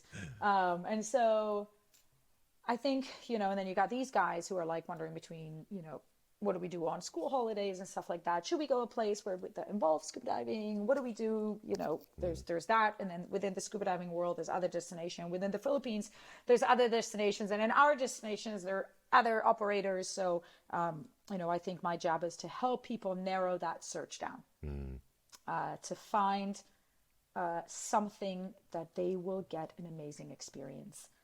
I really do believe in it. I really do believe that in our world, we create experiences for people. And that experience, like we just talked about, right? Like you do a double tank dive and you have 12 hours and you're underwater for 2. So with Atlantis, you're underwater for 5 hours a day, but it is 12-hour days, right? It's 13 sometimes, depending on how much you sleep. So it's kind of creating everything that's around it as well. Yeah. No. So great answer. Great answer. Okay. How about can you share a memorable diving experience that stands out to you as the best you've ever had?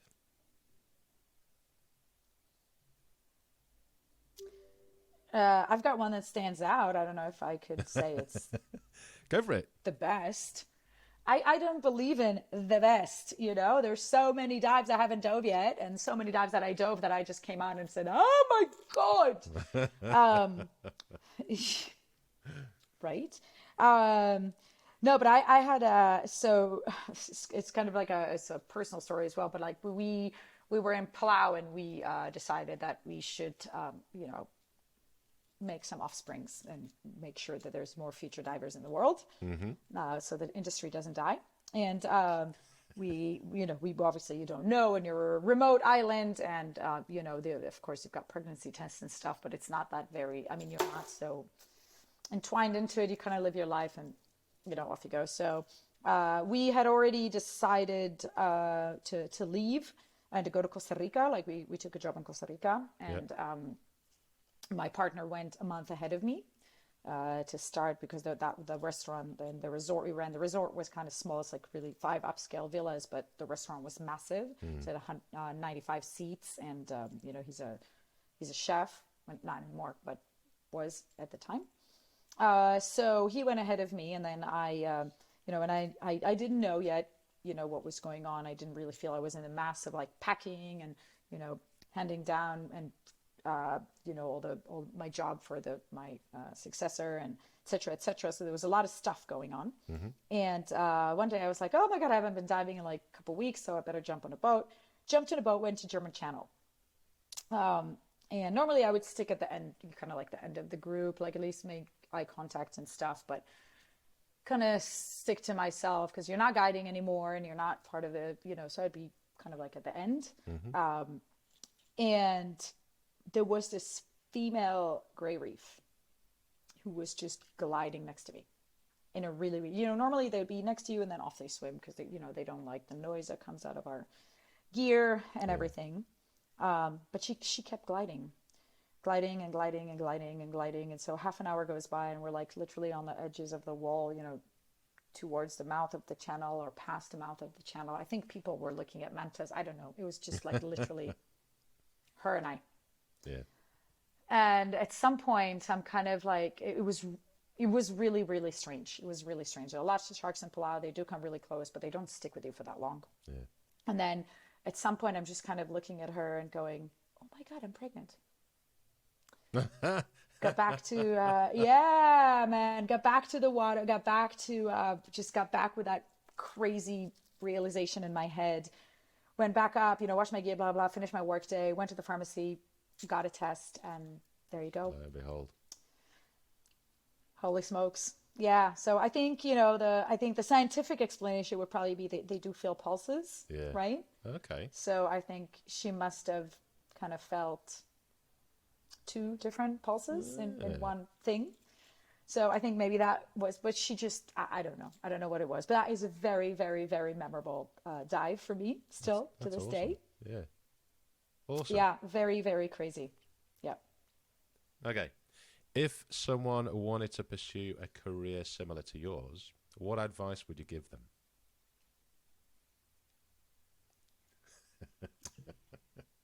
Love it. You got to love it. You definitely don't do this for the money. Yeah. Yeah, no, just love it. Love it. And I think any career, not just mine, just follow your passion. Fair Go enough. with the current. Don't fight it. Don't think about what you do today to do it tomorrow. Look, I came from that world. Like I was that recreational diver in this high rolling corporate job with suits and not wetsuits, but real suits. And all this jazz with where you make a lot of money so you can spend a lot of money when you go do the things you love. So I make half the money now, but I am super happy and I do what I love every day. Yeah. And I think that's irreplaceable for me. You know, people are different. Whatever makes you tick, whatever makes you Yeah. tick. But you're right. Do It's something that you it's love. that work-life balance thing that you've got to get going on, isn't it? Yeah, I don't know if it's work-life balance. I think this kind of work is your life. And that's the difference. People it is- talk about well, it is for work-life you. balance. No, this is your life. Well, and I think for a lot of people in this industry, right? So I think that's what makes it so special. Yeah. Is I people who are think really it's a passionate very about what they're doing. there's like murky water between, because like you say, suits, corporate world, 9 to 5, 9 to 6, whatever it is, you kind of know your clock. But this industry, because it's not only a job, it's a passion. That 9 to 6 might be 9 to 1 one day if there's nothing going on, but it could be 9 till midnight if you're having a great time with guests and, you know, talking passionately about, well, topics like we're talking about now. Yeah, absolutely. And it doesn't feel like work. You know, and true. that's what I really believe in, doesn't it? Yeah. Happy days. Okay, if you could change anything about the diving industry or scuba diving in general, what would it be?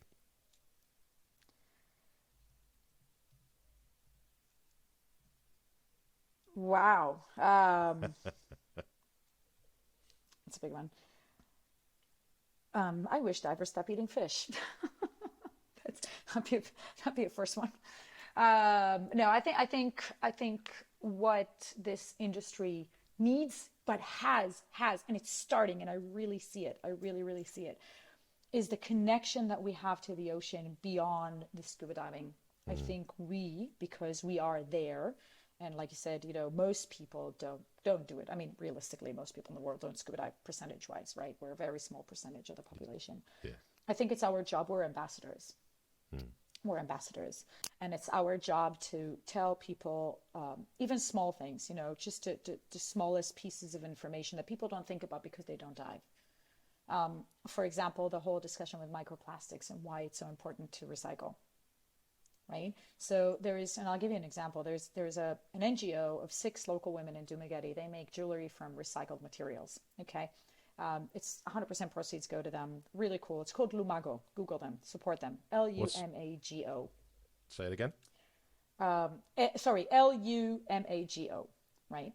Okay. And they make these jewelry from anything recycled. They started with paper and then they went on to leather and cotton and stuff. And so recently being the last kind of like 5 years, we support them. So we get some of our giveaways from them.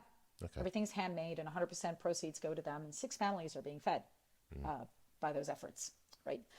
But with the lady that we worked with, Flor, she's really awesome. And then so they started doing this, these jewelry from recycled plastic. So they got this machine that cuts plastic in different shapes. And they make these amazing jewelries like a hoop. And then it's got these pieces of plastic hanging that they're all cut in a certain shape. And you've got the blue ones. Those are the Suave bottles, you know, the fabric detergent, the fabric, the laundry softener, fabric, whatever, softener thing. Yeah, softener thing. And then you've got your orange ones are from Tide, from the laundry detergent. And then you've got the different ones from, you know, your dish soap, et cetera, et cetera. And we talked about it, and we talked about when to start doing them, and I always buy them. I buy them also personally, and then my girlfriends know that's what they're getting for their birthdays, collecting the Lumago collection every birthday. And so, you know, I told Flora, and I said, well, that's really great. And then we talked about where you get the plastic, and then they said, oh, you know, Mom Roni, we just go out on the beach and collect it. But there's so much plastic on the beach. And I said, yeah, because obviously they go in the city of Dumaguete. And I said, or in Sibulan, which is by the airport. And I said, yeah, there is. and said, didn't you see that before? And she's like, actually, we almost didn't notice it before. Yeah. But now we do. So, it's those little things. And there's a saying in the Old Testament that says, if you've changed one soul, it is if you've changed the whole world. And I really do believe in it. Yeah, we're just one person, one little person. Oh my God, what difference can I make? Huge one, huge one. If we all think that we can make a difference, there'll be no difference made. So just do your little part, educate others. I think this industry needs to have more people that are ambassadors for the ocean. You already dive because you love it. Talk to your friends about it. Explain to them the importance of recycling. Explain to them the effect of microplastic in the ocean, right? The runoff. Using biodegradable materials. Avoiding single-use plastic. Man, I'm having this discussion with people here in a first world country. Yeah. Why single-use? Do you think? Why? Do you think the Philippines are now starting to catch up with the Western world on the awareness of single-use plastics? Because I know the finger's been pointed at the likes of the Philippines have been heavy plastic users and dumpers, but we are. We are at the resorts. There's no single-use plastic. Even our straws are bamboo, so we try to do everything kind of locally. All of our toiletries are biodegradable because we're on the boat, and in the resorts close to the ocean. Yeah. I think from a population perspective, light years away. Yeah. It's just also different economical traits. Look, my master's is in business, focusing on international economics, and you look at, obviously totally related to what I do now, right? You look at consumption graphs around the world, and people in third world countries normally get paid every 2 weeks, right? And then you see the consumption graphs go up, right? Because that's when they spend all their money. So savings is pretty flat. Yeah. It's changing, obviously, now with growing middle class, which is in the Philippines, but predominantly most of the people, they go to the local stores, and your shampoo, your laundry detergent, your everything comes in those aluminum single-use lines. Yeah. Right? So it's that concept of getting away from that packaging. Everything is wrapped in another thing and another thing and another thing. So yeah, they're not huge dumpers, to be honest, because a lot of people burn their trash. Yeah. Okay. But yeah, there's like I said, one at a time. Yeah. One person at a time. We will make a difference. Yeah. We will. Yeah. Well said. Excuse me. The next question was going to be, what are your thoughts on ways to minimize human impacts of the oceans? I think we just nailed that one. Okay, so has your passion for diving, or indeed the industry, changed over time? And if so, how?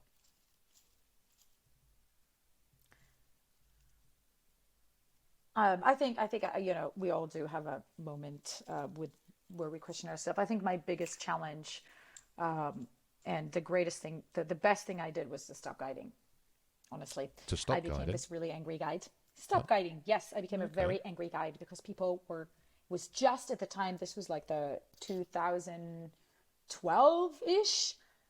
Everybody started getting cameras, it became so accessible, it became affordable, and everybody, even the shitty divers, started diving with cameras. And of course, what do they want to do is take great pictures. Why would you want to take great pictures? There's so many amazing photographers out there. Just go, here you go, this is what I saw, and take a picture from the internet, whatever, right? No, but people want to take their own pictures and their own movies and their own. And in doing that, they, not deliberately, most people not deliberately, some deliberately, which is ridiculous, break stuff and touch things. And that I kind of became really, really angry guide, didn't want to show anyone anything. Yeah. Because I was worried they're gonna move stuff and they're gonna touch things, they're gonna break things, and it was just I was seeing fins everywhere, being kicking corals, and I was just like So yeah, that was a really good time to stop guiding. Yeah. With that in mind, and I think that was a turning point for me, also to re-understand and re-examine your passion to it. I got, when I was guiding in the Philippines 13 years ago, I got hypothermia. I was in the hospital for 4 days. So hypothermia in the Philippines. I know. It was raining. It was 25 Celsius, 4 dives a day. I told you.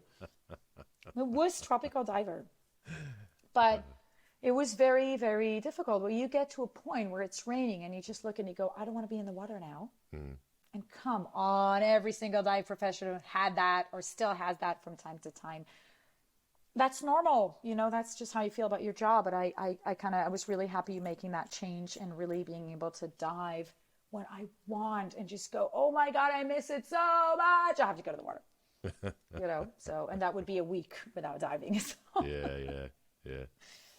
Fair one. So yeah, I mean, you gotta find where your passion is. Some people just love guiding and love teaching. And oh my God, I look at some instructors that I know who are in their 50s and are still so eager to show it to people and overcome difficulties that divers have when they first get in the water. And, I think that's amazing. I think we each have our calling and we need to find that. Okay, here's a good one for you. Of the many safety procedures we have in the industry, if you had to choose one as the most important, what would it be?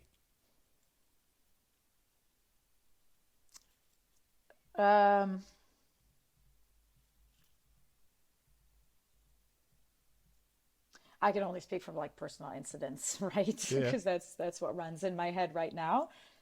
Two things. Do stay close to your buddy. Mm-hmm. Stay close to your buddy. And have freaking oxygen on the boat. Have oxygen on the boat. Make sure you dive with somebody that has oxygen on the boat. Make sure that the tanks are serviced. Make sure that if does something happen, people know what to do. I had, and this happens, this is just statistics, with over 2,500 dives, you're bound to have stuff happening to you. And so once I had my O-ring exploding at 20 meters, okay, and at that point, you could freak out and go up, and then one would hope that there'd be oxygen on the boat, and that's the rest of your diving holiday is probably pooped. Unless you get, at least you wait for a few days to see what happened. But yeah, I was close with my buddy, and we shared air, and it was fine, and we went up. But the dive operation, actually, it was at Atlantis, and I was diving as a fun diver. Right, not guiding or anything, or not even leading a group. None of that stuff. It's just fun diving. But you were working for them by then? I was close with my buddy. Yeah. So, the dive guides were just amazing. We have 2 dive guides. There were 2 dive guides. There was a safety diver, which was one of the dive guides. And within an instant of a second, I had someone with me, holding us 2 together, making sure that we were fine, surfacing with us, and it was just. Everything was super smooth. And things like that happen.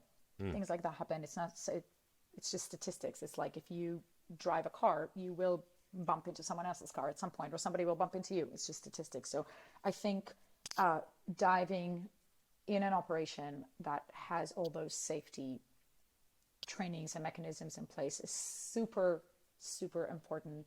I dove in the Dominican Republic with someone who was guiding the dive and was just going up and down and up and down and up and down. And I was like, and I was a recreational diver at the time. And I was like, I'm not following that profile. That's fucking bullshit. Yeah. That's putting me at risk in a remote location off a falling apart boat. Well, it was also me because I wanted to go dive there, but, there was definitely no oxygen on the boat. There was definitely no oxygen on land. The nearest hospital was like, I don't even know how far.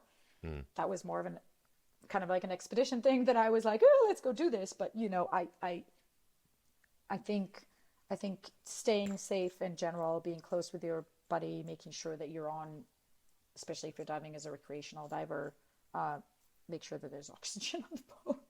Yeah, and don't be afraid to ask the question. Ask to make sure that the shit's in place. Absolutely. You know how I dive now? When I go diving, on my vacation, oh my God, I check everything. Do you walk on the boat? Everything. Walk on the boat with a checklist? No, but I look around.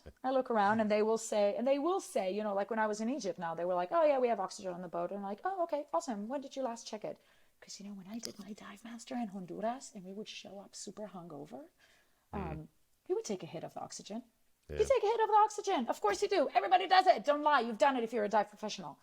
You know, everybody, and then when there's an emergency, nobody knows that bottle is not full. Yeah. So I'm just saying, like, those little things, they make a very big difference in one's life. So Yeah. I don't know if I answered your question. I think so. We got that one. In a way. It is one of the most difficult questions you're ever going to answer in your life. What are your top 5 bucket list destinations? Places I haven't been to. No, it can be where you've been or where you want to be. Bucket list. No, they're all places I haven't been to. Go on, that's my bucket list. And that changes all the time, right? It changes all the time as you progress and you go along. So right now, well, look, I from places I have been, I'll answer that in two folds. From places I have been, obviously, definitely, I've got a couple. There's one, there's Palau. Yep. Of course. Peleliu, to be particular. Really, really, really nice dive sites. And Oolong Channel, it's definitely one of my favorite. Black Rock in Tubbataha. Okay. Gato Island off Malapascua with that cavern that you swim through, and it's like, then you see the light out. Cenotes in Mexico. Mm-hmm. And that dive with the dugongs, man, that was like mind blowing. There's a truck coming your way. Yeah. From places I haven't been, Cocos. Mm-hmm. Cocos. Sea of Cortez in Mexico. As you can see, colder places. I need to get a dry suit. Right. Or eat a lot more and get some thermal insulation. Mm-hmm. Exactly. I just got a brand new waterproof W7 wetsuit. Oh, nice. So good. Oh, I literally just missed out on one of those this weekend. I got back in touch with a guy and it literally sold like 25 minutes before. Oh my! What a wetsuit! I've owned a bunch of wetsuits in my life. That's probably the best I've ever owned. Agreed. Yeah, I was not cold for an instant of a second. So Sea of Cortez, Maldives, which surprisingly I haven't been to, which is strange. Yeah, and all of your region there, PNG. Well, yeah. Yeah, exactly. I hear a lot of good things in PNG. So yeah, these kind of places I haven't been to yet. Yeah. I think there's particular locations around the world that are just game changers. You know, Philippines, Indonesia, Galapagos. PNG's right up there for me. Yeah, definitely. And I think that kind of, to me, if you dive a place extensively for a few years and you still love it, that's a bucket list. Yeah. So, for me, that's definitely Palau in the Philippines. Yeah. These two. Yeah, cool. All right, last one for you. How would you describe the dive community to a non-diver?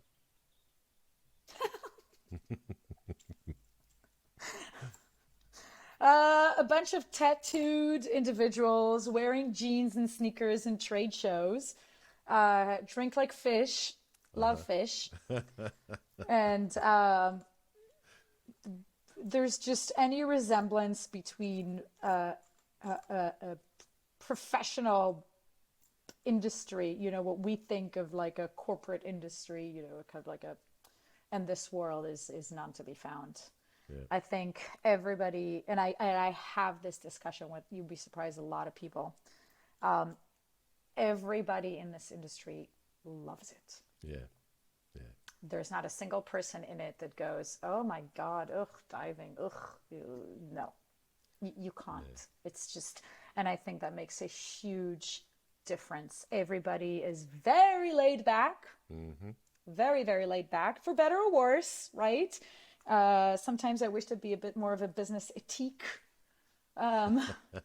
Just in a way, businesses are not being run, but how businesses interact with each other on the B2B world, which is more my world. Yeah.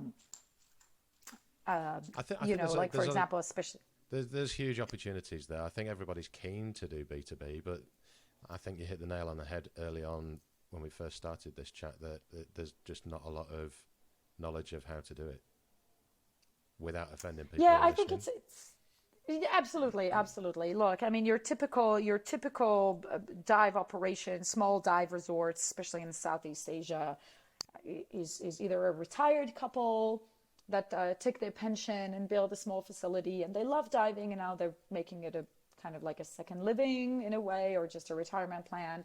Or you've got your dive professional who all they've done their lives was to be a dive instructor, and they opened a place, right? But there's so much more to diving than that. I mean, honestly, I had a super interesting dinner about a month ago in Singapore with a friend and a customer, and they are focusing on retail. You know, this is their focus. This is how they run. There is a chain of 11 shops in Japan, MIC 21. All they do is retail. Yeah. I mean, look at you guys in Down Under with Adreno. You know, it's a very, very different model. So I think, you know, it's catching up. It's catching up. There's obviously, this industry is comprised of 2 pillars or 3 pillars, right? You've got your training, you've got your travel, and you've got your equipment. And those are all in the same industry, but in their own, our own little microcosmos, very different industries in their own, on their own, right? I think the retailers or the manufacturers and retailers are mostly the ones that catch up the most to what's happening in the real world, as we like to call it, right? Because they have to. They are, you know, I just heard this from one of the manufacturers who told me in the last 3 years since the pandemic and everything that happened, we all know supply chain, blah, blah, blah, blah, blah, but the cost of a chip to put in a dive computer, which is the same chip that goes in the car industry, same chip that goes in many other industries, that factory doesn't discriminate between who they sell it to. There's a price to it, and that's who they sell it, right? Has tripled. Yeah. Tripled in cost. So, you know, they have to catch up. Yeah. Because otherwise they won't be able to compete, and off they go. So I think they are the closest ones. And then I think, you know, training, obviously there's a lot of catching up with a lot of the digitalization, right? Like now everything is online, and you've got your kind of, you can do your e-learning before you actually do something, and there's that side of the house, right? And then there's a travel side of the house where sometimes, I mean, again, coming from my perspective, sometimes you just go, especially during the pandemic and after, right? Like, let's say you booked a trip and you couldn't go. Are you seriously going to call a Qantas and yell at them that you want your money back because of a force majeure? Or Marriott? Or you would tell Marriott, oh, I want to book a room, but I don't want to pay a deposit? Because it's, who knows what's going to happen? Are you seriously going to do that? When you purchase your flight, you just purchase your flights, right? To Jordan. To Jordan, right? So you would not say to the airline, oh, I'm sorry, I'm gonna pay 10% of my ticket value now, and then the rest maybe a week before I arrive, because who knows what's going to happen. Yeah. You're not going to do that, but yet we're expected to behave by those laws and rules that people think. So I think in that sense, from a business perspective, we're a bit like years back. Yeah. But that's the charm of it as well, right? That's the whole of it together. It's the good with the bad. Yeah, I think an element of that as well is not only the customer holding back on, you know, spending, but the fact that there's been the in-industry battle to get those customers. So it's a very competitive market, and you've always got some arsehole who's going to drop it down as cheap as possible to undercut everyone, because they'll take $5 instead of $50 as profit. But then the knock-on effect the customer then sees, because they're not getting the quality that they expected. But in a roundabout way, I don't think it's all on the customer. I think it's also on those cowboys that are out there doing the shit within the industry. And that's the bit of the industry that we, as people within the industry, need to clean up, quite frankly. Ooh. So is that if you were to change one thing about the dive industry, is that what you would change? Yeah. Take the cowboys all out. The cowboys. Shoot them down. Yeah. All the cowboys, I'd fucking close them down now. Because it's the cowboys that will more than likely be the issues with people getting injuries as well, and lack of training. Oh, look at me getting on a little soapbox. Yeah. No, but it's true. It's true, and people don't see that. What people see is they go on vacation for a week and that's it. And and that's normal. Like if I would go on to buy a car, then I wouldn't necessarily see all the bits and pieces behind it, right? Because it's not an industry for me. This is just a one-off activity, or once a year activity. If you ask my dad, who's total lost 3 cars in the past 3 years, but none was his fault. Oh, okay. None of those was his fault. Yeah, which is ridiculous. But I think those things, and it goes back to the question you asked me about safety. Look, we had a lady. This is, oh my God, 4 or 5 years ago. She asked us for a quote. She was coming to Dumaguete. She asked us for a quote. Look, we're not cheap. Nor do we want to be. We have an excellent product, which is excellent value for money. It's a safe dive operation. It's a great resort to stay in, and the staff is exquisite. I am at a point in my life where I would pay a little more to have a great product. I would. And that's how I shop. That's how I shop. Like I would buy organic honey, where places where I know the bees were treated right. I will invest more in getting, something that aligns with my beliefs. So for example, all the biodegradable cleaning products, et cetera, right? You would pay more for things that are important to you. So it should carry on to your travel experience. Of course, we all like good deals. Everybody likes a good deal, right? Everybody likes to buy on sale. But on the other hand, when you think about, this is your vacation, the delta, like we said before, the difference between 90 and 100 is sometimes 100%. Yeah. So you want to really think about it. And I think the older you grow, you kind of go, I want to have a comfortable bed. I want to, little things that matter, right? To us old people. Anyway, this lady contacted us. We gave her a quote. She said, no, it's too expensive, whatever. She went with one of those cowboys, as you call them, one of those pirates with a freaking compressor on the beach and some falling apart boat, and going back to oxygen on the boat. Had an incident underwater. Dive guide didn't even pay attention. I think that the dive guide actually was a dive master, but without any insurance, of course, nor did the operation.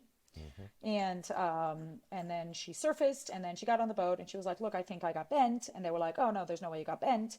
And she's like, can I have some oxygen? They were like, no, we don't have oxygen on the boat. Okay. And then she said, look, I really think this was an Apo Island, right? So there's no hospital, none of that stuff. Like, you definitely need to get back to Negros, which is 45 minutes away. But the guys were like, well, yeah, we're really sorry, but there's one more dive to do. So you don't have to dive this dive. You just sit on the boat and wait. Oh, Jesus. She sat on the boat. By the time she got to the hospital, it was about 5 hours later. She had to go to Cebu, to the chamber, where she ended up with 10 treatments, which is quite a lot. Yes. So just saying, have those things in mind when you go, oh yeah, I'm going to go for a $20 dive. Yeah. Excellent. But there is a lot of things in the operation behind it. And, I love my life. I've got my bucket list. I want to go see my bucket list. I don't want to lose out on anything for a couple $100. So exactly. That's just me. Yeah. Well said. And on that note, I think we'll wrap this bad boy up, shall we? It's a bad girl, but yeah. Or rather, a good girl. Let's wrap this good girl up. Yeah. Okay. All right, folks. I hope you've enjoyed this episode, and we'll put the links in the show notes and everything like that you can get hold of Ronnie and wing your way to the Philippines. And I promise you, I'm going to be 99% of the way there already of sorting out a group kind of expedition in the next 12, 18, 24 months, something like that. So keep your eyes peeled on the website, and we'll see what we'll do. We'll work together and make something happen. Amazing. Thank you so much for having me. Thank you so much for listening, guys. And go to the Philippines. Go dive the Philippines. Love it. Embrace it. Enjoy every moment. And we'll finish on that one. Fantastic. Thanks very much for your time, and I'll speak to you soon. Ciao, everybody. Scuba GOAT Under the Sea, the podcast for the inquisitive diver.